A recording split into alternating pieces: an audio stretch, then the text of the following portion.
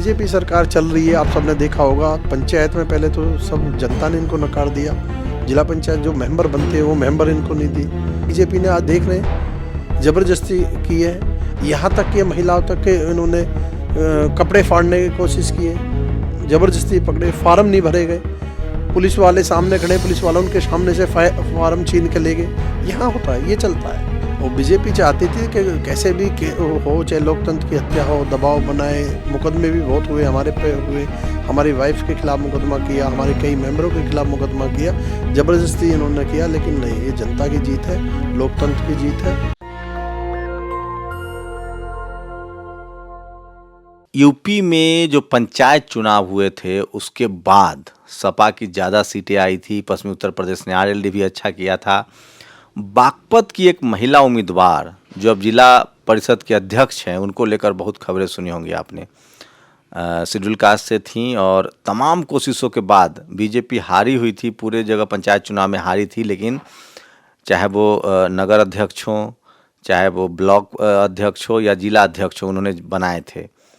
मेरे साथ जय किशोर जी हैं, जिनकी अहम भूमिका है। उनकी जो पत्नी है वो बागपत से जो है जिला पंचायत अध्यक्ष हैं और उसको लेकर बहुत कहानियां हुई थी। आरएलडी के नेता हैं, इस बार विधानसभा चुनाव में भी तैयारी में जुटे हुए हैं और आरएलडी और सपा में गठबंधन भी लगभग अब तय हो चुका है। तो पूरा जो पश्चिमी उत्तर प्रदेश है वो क्या करवट लेगा, कैसे चलेगा, इसी पर बात करेंगे। जय किशोर जी, अभी आरएलडी में क्या डेजिग्नेशन है आपकी? अभी आरएलडी में एक कार्यकर्ता के रूप में मैं काम कर रहा हूँ। अच्छा जी। तो ये जो आपकी पत्नी तो आरएलडी के सिंबल से ही है ना? जी, हमारी जो वाइफ है वो जिला पंचायत अध्यक्ष बागपत राष्ट्रीय लोकदल से है। तो क्या क्या हुआ था उस समय, क्या क्या मतलब सरकार, मतलब सत्ता पक्ष से दबाव था कि आप लोग जिलाध्यक्ष बनिए, लेकिन बीजेपी के बैनर से? सत्ता का देखो, ये जो बीजेपी सरकार चल रही है, आप सबने देखा होगा। पंचायत में पहले तो सब जनता ने इनको नकार दिया। जिला पंचायत जो मेंबर बनते हैं वो मेंबर इनको नहीं दी बना पाए। और हमारे यहाँ बागपत में भी जिला पंचायत अध्यक्ष के लिए इन पर कोई मेंबर जीता नहीं इनका। एक समाजवादी की बबली देवी जीती थी, उसको समाजवादी को तोड़ के अपने बीजेपी में इनको कराया। और फिर हमारे ऊपर भी बहुत प्रेशर, दबाव रोज। तो आपके जिला में कितने जिलाध्यक्ष जो हैं वो मेंबर जीते थे? हमारे यहाँ बीजेपी के 4 मेंबर जीते थे और बाकी समाजवादी के और उसके आरएलडी के थे। अच्छा, आरएलडी और समाजवादी मिलाए कितने थे? 16 और 15 थे, एक बसपा का था। अच्छा, बीजेपी के सिर्फ 4 थे। हमारे यहाँ टोटल जो जिला पंचायत सदस्य बागपत हैं वो 20 है, 20 मेंबर। उसमें से बीजेपी के 4 जीते थे और एक बसपा का था और सपा के कुल मिला के 15 थे। लेकिन वो चाहते थे कि अध्यक्ष का जो कुर्सी है वो बीजेपी के खेमे में। जी, और बीजेपी चाहती थी कि कैसे भी हो, चाहे लोकतंत्र की हत्या हो, दबाव बनाए, मुकदमे भी बहुत हुए, हमारे पे हुए, हमारी वाइफ के खिलाफ मुकदमा किया, हमारे कई मेंबरों के खिलाफ मुकदमा किया, ज़बरदस्ती इन्होंने किया। लेकिन नहीं, ये जनता की जीत है, लोकतंत्र की जीत है। लोग तो आप लोग को मतलब जिला भी छोड़ना पड़ा था, बहुत दबाव था? हाँ, हम जब चुनाव चल रहा था तो हम 2 महीने बाहर रहे हैं। 2 मई को हमारा मेंबरी का रिजल्ट आया, उसके बाद में 3 जुलाई को चुनाव था, तो हम वहाँ भरतपुर में रहे। इस दौरान आप सबने देखा हो, सोशल मीडिया के माध्यम से आपने देखा क्या क्या हुआ। यहाँ तक कि लोकतंत्र की ये बात करते हैं बीजेपी वाले, लोकतंत्र की हत्या इन्होंने की।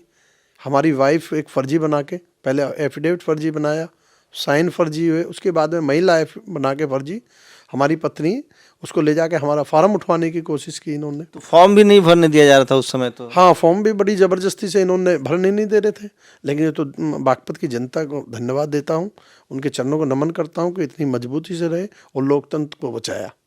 अब कैसे देख रहे हैं, आरएलडी और सपा का गठबंधन हो गया है, तो क्या लगता है आपको कि मुस्लिम और दलित और जाट जो है एक साथ वोट कर पाएंगे? देखो, मैं आपको बताऊं, मुस्लिम और जाट एक साथ हैं और अब दलितों को भी ये लगने लगा है कि बहुजन समाज पार्टी का डाउन होने के कारण कि आज जो दलितों की लड़ाई है वो सिर्फ माननीय जयंत चौधरी जी हैं, वो लड़ सकते हैं। और अभी आपने एक उदाहरण देखा हो, हाथरस में एक लड़की थी दलित, उसके साथ बलात्कार हुआ, उसके लिए लाठी खाई जयंत चौधरी जी ने। तो आज दलित इस बात को समझ रहा है कि राष्ट्रीय लोकदलीय एक पार्टी है जो हमारी लड़ाई लड़ सकता है और हम उनके साथ खड़े हो सकते हैं। पश्चिम की स्थिति बहुत है, दलित, मुस्लिम, जाट और सर्व समाज के लोग आज राष्ट्रीय लोकदल से जुड़ रहे हैं। और रही समाजवादी का इसका गठबंधन है, राष्ट्रीय लोकदल मजबूती से चलेगा। पश्चिम में तो ये साफ हो जाएंगे बीजेपी की, इक्का दुक्का कोई सीट आएगी, वरना सीट नहीं है। ये स्थिति है। तो क्या लग रहा है आपकी प्राथमिकताएं क्या रहती है? आप कब से सामाजिक आंदोलन में हैं और पहले भी चुनाव लड़ चुके हैं विधानसभा? नहीं, विधानसभा नहीं, मैं जिला पंचायत सदस्य रहा हूँ खुद, 10 में जीता था, 10 से 15 तक रहा हूँ।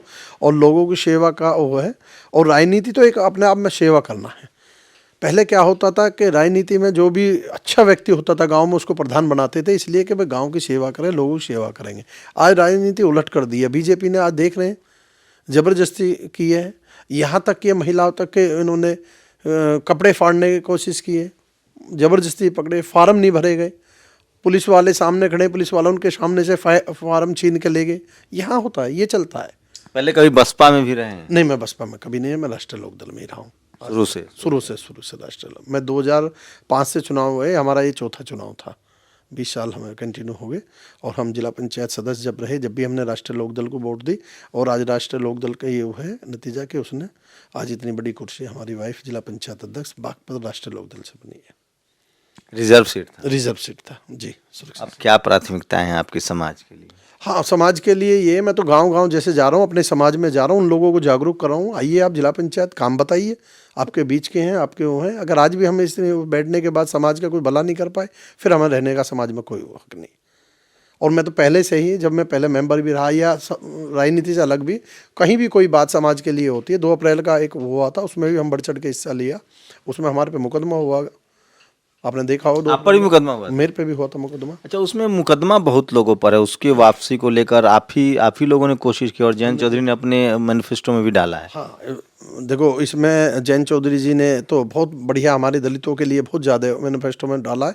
एक तो जो 2 अप्रैल को जितने हमारे युवा भाई हैं समाज के, दलित समाज में मुकदमे हुए, वो वापसी होंगे सरकार आते ही। दूसरा, कोई भी दलित समाज का बच्चा जो गरीब है और पढ़ना चाहता है, उसके नंबर आते हैं, तो उसको बाहर भेजने का भी काम हमने अपने मैनिफेस्टो में जो जैन जी ने डाला है, उसको फ्री कॉस्ट सरकार पैसा देगी और बाहर भेजने का, पढ़ाई करने का काम किया जाएगा।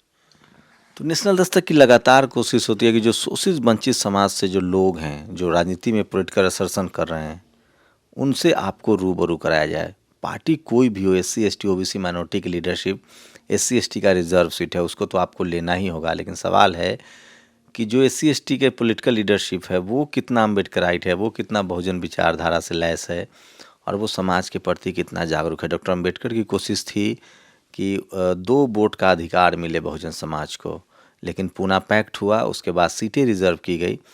आज भी आज़ादी के 70 साल बाद भी आज भी SC ST के लोग जो हैं वो रिजर्व सीट के अलावा जनरल पर चुनाव नहीं लड़ पा रहे हैं। जबकि संख्या के लिहाज से बात करें तो SC ST के लोगों की संख्या कम से कम 25% से ऊपर की आबादी है। लेकिन ऐसे जयकिशोर जी ऐसे नए युवा हैं जो लगातार राजनीति में अपनी भागीदारी जो है वो तय कर रहे हैं। पूरे यूपी में बागपत का जो जिला अध्यक्ष का जो सीट है उसको लेकर चर्चा थी, और शेड्यूल कास्ट की महिला जो हैं वो जिला अध्यक्ष है वहाँ। नाम तो आपने बताया ही नहीं। हाँ, ममता किशोर नाम है हमारे मैडम का। हाँ, मैडम जिला पंचायत अध्यक्ष बागपत ममता किशोर। तो पहले आप थे, उसके बाद ममता किशोर जी हो? नहीं, जिला पंचायत सदस्य हुए हम तो, लेकिन हमारी वाइफ पहले जिला पंचायत सदस्य बनी, उसके बाद में जिला पंचायत अध्यक्ष बनी।